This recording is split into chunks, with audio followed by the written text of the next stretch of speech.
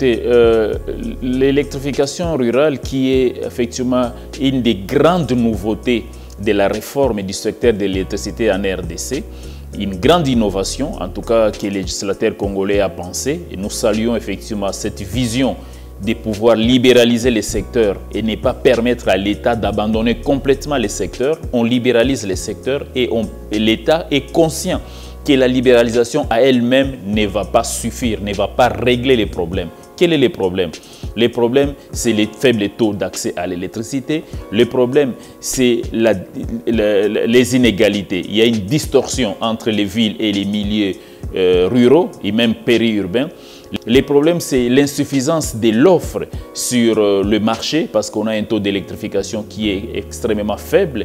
Le problème, c'est quoi? C'est aussi la pauvreté au niveau des ménages avec un pouvoir d'achat très faible. Même s'il y a une offre, cette population ne va pas accéder aux produits qui sont livrés sur le marché. Donc, il y a tous ces problèmes qui se présentent réellement dans les secteurs au niveau du pays. C'est comme ça qu'on a pensé effectivement à la mise en place du Fonds Mwinda, qui est notre levier financier, qui va aider à juguler les dysfonctionnements, la distorsion qui existe aujourd'hui, ou ce qu'on appelle la rigidité entre l'offre et la demande.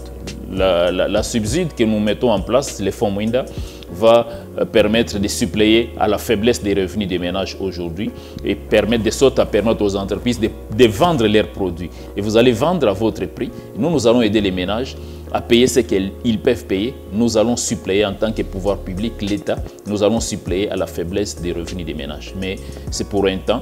Et nous allons aussi travailler en profondeur pour que l'énergie puisse servir à des fins productives, pour pouvoir transformer les produits agricoles dans les milieux ruraux et périurbains, pour créer des revenus, pour diversifier l'économie locale, pour développer une chaîne de valeur. C'est sur cette base-là que les ménages vivant dans les zones rurales ou dans les zones de transition que nous appelons périurbaines pourront être en mesure de gagner des revenus suffisants et payer leurs factures à terme d'ici les 5, 6 ou 10 prochaines années. C'est vraiment notre perspective.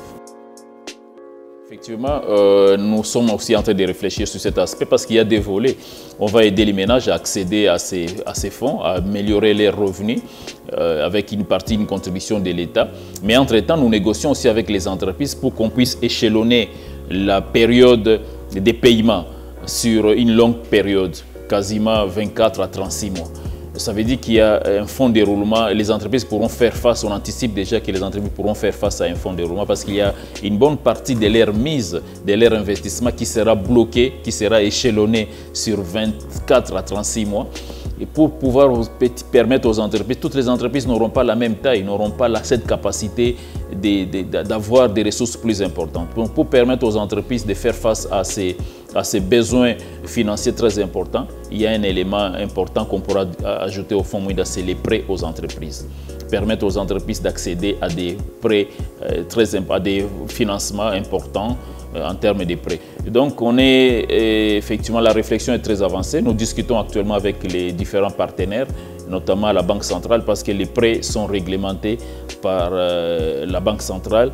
Il faudra effectivement des institutions habilitées à pouvoir administrer les prêts aux entreprises. Donc, il faut des institutions bancaires.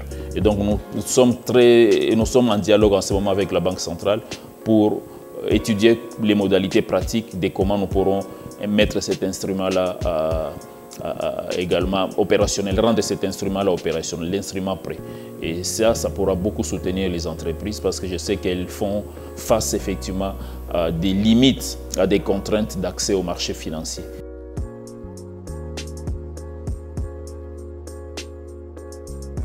Oui, aux opérateurs économiques, nous venons de participer au Forum Énergie à Lubumbashi, la 5e édition du Forum Énergie. Je pense que ça, c'était une très très bonne opportunité. Personnellement, c'est ma deuxième fois de participer à ce forum. J'étais au forum l'année précédente à Kolwezi et donc j'ai eu l'occasion d'être à Lubumbashi. Ce que j'apprécie, c'est cette constance dans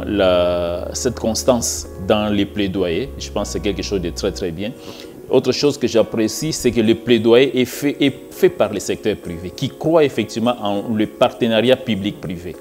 Et donc, si nous sommes aujourd'hui en place, c'est en partie, nous le devons en partie au plaidoyer qu'a mené la FEC, la Fédération des entreprises du Congo. Et donc, nous sommes en train de travailler aujourd'hui sur comment rendre ces partenariats publics-privés concrets.